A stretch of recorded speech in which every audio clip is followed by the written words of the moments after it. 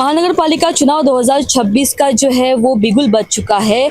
आने वाले 15 जनवरी को मतदाता जो है चुनाव में जो है मतदान करने वाले हैं और बहुत ही जोरों शोरों से जो है हमारे नागपुर शहर में जो उम्मीदवार खड़े उनका प्रचार शुरू है। हमारे साथ अभी मौजूद है संजय चावरे जी और योगेश योगेश गोनारी जी हमारे साथ में मौजूद है। मैं आपको बता दूं कि जो है भाजपा और जो शिवसेना शिंदे गुट का अलायंस हुआ है ये यूटी में है और यूटी के तहत जो है प्रभाग क्रमांक 5 में जो है ये योगेश योनारे जी जो है ये ब से एसटी प्रवक्ता के लिए यहाँ पे उन्होंने अपनी उम्मीदवारी अर्ज दाखिल की हुई है और वो अकेले जो है धनुष्यबाण के लिए यानी कि शिवसेना शिंदे गुट के लिए यहाँ पे खड़े हैं। और प्रभाग क्रमांक 5 में जो है ड के लिए सर्वसाधारण गढ़ के लिए जो है संजय चावरे जी यहाँ पे भाजपा के जो है उम्मीदवार यहाँ पे खड़े हैं। आपको इस साथ में ये भी बता दूं कि इस प्रभाग क्रमांक 5 में जो है शिवसेना से गुट के एक ही उम्मीदवार है और 3 जो है वो कमल से यानी कि भाजपा से है। तो ऐसे में जो है इस प्रभाग में जो है युति जो है यहाँ पे बरकरार है।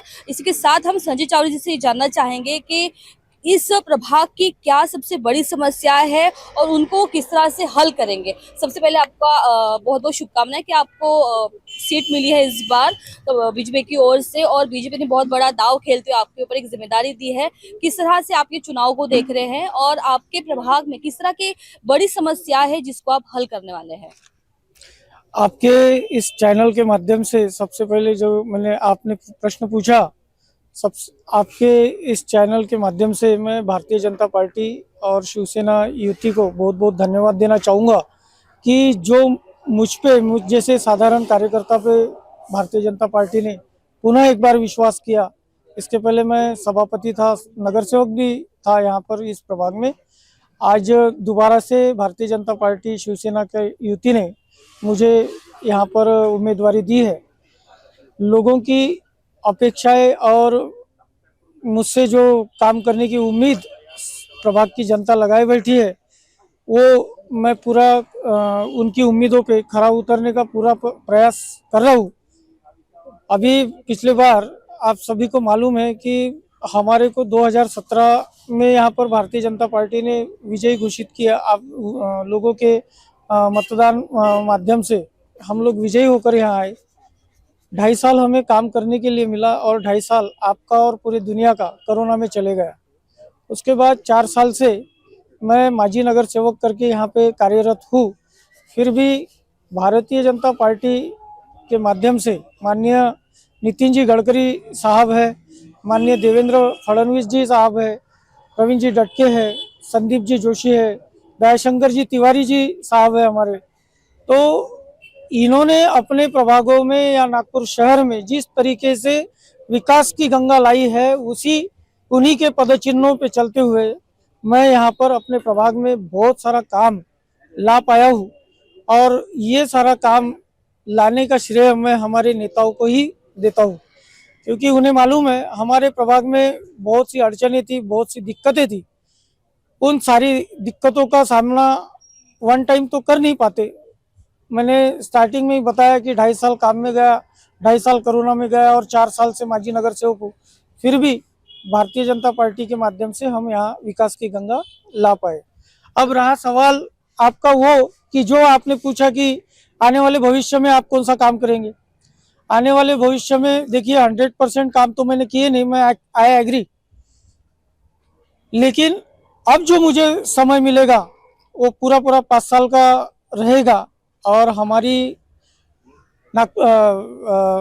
राज्य सरकार में भी हमारी भारतीय जनता पार्टी की सरकार है, केंद्र में भी हमारी सरकार है, तो नागपुर में भी हमारी सरकार बननी चाहिए और सरकार बनेगी हमारे प्रभाग के 5 से, तो यह ट्रिपल इंजन की सरकार होगी।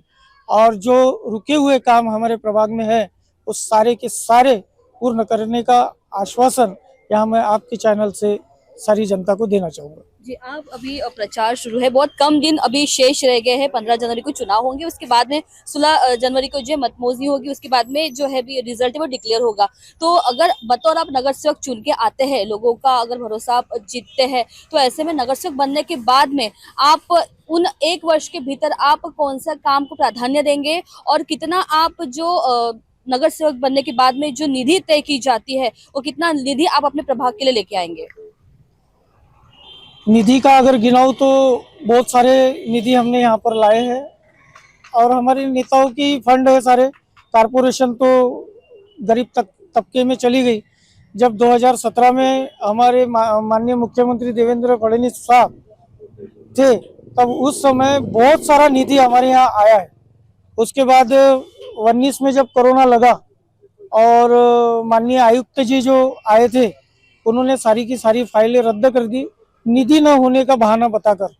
लेकिन फिर एक बार अभी देवेंद्र जी और एकनाथ शिंदे जी की सरकार हमारे महाराष्ट्र में है, तो जाहिर सी बात है कि निधि बहुत सारा लाने का यहाँ संकल्प करता हूँ। हमारा पहला काम यहाँ पर होगा कि मेहंदीबाग कॉलोनी से लेकर ईटा भट्टी चौक तक जो बड़ी सीवरेज लाइन है, उस सीवरेज लाइन को इसके पहले 2018 में हमें मंजूरी मिली थी, उसका वर्क ऑर्डर भी हुआ था। लेकिन कोरोना काल में वो फाइल रद्द होने की वजह से बहुत बड़ा काम वो रुका पड़ा है। उसके वजह से पूरे एरिया जो है डिस्टर्ब है। पूरे प्रभाग 5 की अगर मलवाइनी, मुख्य मलवाइनी अगर कोई है तो ये जो मैंने बताया मेहंदीबाग से लेके ईटा भट्टी चौक तक ये मलवाइनी है। ये सबसे पहले मैंने पूरा करने का प्रयास करूंगा। इसके बाद हमारे प्रभाग में काफ़ी जगह पुराने ढकोसले टाइप के ही काम है। उन्हीं कामों को मैंने लिपा पोताई करने का काम किया। लेकिन अभी हमारी सरकार जहाँ वहाँ सीमेंट के रास्ते बना रही है, जहाँ वहाँ गट्टू लगा रही है, वो सारे के सारे काम मैं इस प्रभाग में लाने का पूरा प्रयत्न करूंगा।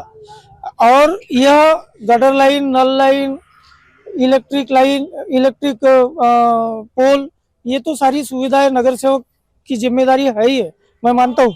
लेकिन साथों साथ जैसा हमारे राज्य सरकार ने, देवेंद्र जी की सरकार ने लाडली बहन योजना लाकर सारी बहनों को हमारे साथ जोड़ने का प्रयत्न किया, उसी प्रकार मैंने भी एक छोटा सा काम इस प्रभाग में किया। तो वो काम ये था कि मैं पुलिस भर्ती पूर्व प्रशिक्षण, यह कार्यक्रम, यह शिविर 1 साल तक निःशुल्क हमने चलाए हमारे प्रभाग में, जिसके माध्यम से हमारे यहाँ 15 से 16 बच्चे, लड़के लड़कियां पुलिस में गई, सीआरपीएफ में गए, कोई वो एमएस वो गार्ड रहते ना, सरकारी गार्ड, उसमें वो लगे हैं लड़के।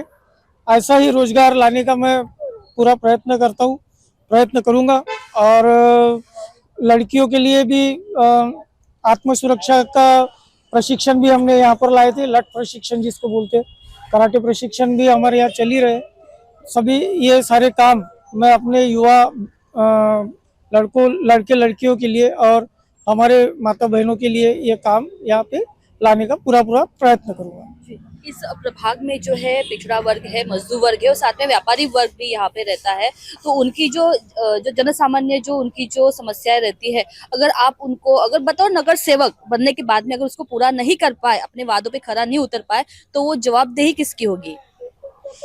वो जवाबदेही जो है, आपकी बात सच है। मैं देखिए हमारे यहाँ प्रभाग में बुजुर्ग हो गए, माता बहनें हो गई, हमारे व्यापारी वर्ग हो गया, हमारे यहाँ लेबर वर्ग भी बड़े प्रमाण में है। उन सारे लोगों के विश्वास पे खरा उतरने का मैंने पूरा प्रयत्न किया। कोविड काल में भी हमने कोविड का धोखे का डर न रखते हुए सारे लोगों के बीच कोविड काल में हम वहाँ पर रहे, लोगों की निरंतर सेवा में जुटे रहे। अभी आपके चैनल के माध्यम से एक बात बताऊंगा कि बहुत से लोग जो है तो चिंदी का सांप और राई का पहाड़ बनाते हैं। वो बनाने वाले बनाते रहेंगे, वो कोई विषय नहीं। वो निंदकाचे घर असावे शेजारी, ऐसी मराठी में मन है। निंदक तो होना ही चाहिए। कोई हमारे काम में कमियां निकाले, तभी तो हमें पता चले कि हमारा काम कहाँ कम हो गया। उस काम को पूरा करने का प्रयत्न हम करेंगे। नागपुर समय के माध्यम से आप अपने जो मतदाता है उनको क्या अपील करना चाहेंगे, क्योंकि 15 जनवरी के चुनाव हो रहे हैं, तो क्या अपील रहेंगे आपको?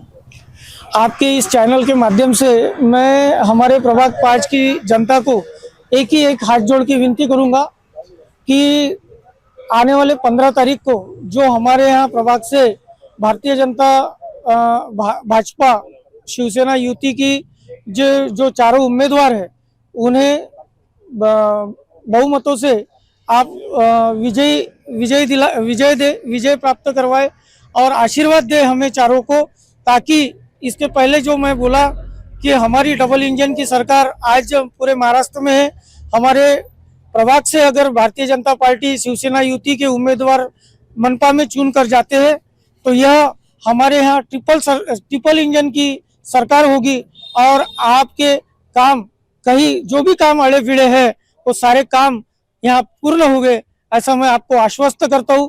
पुनः एक बार आपके चैनल से आप सभी से मतदाताओं से विनती करूंगा कि आने वाले 15 तारीख को हमारे भारतीय जनता पार्टी शिवसेना और रिपाई आठवले गुट की जो युति है इनके चारों उम्मीदवार को आप विजय दिलाए।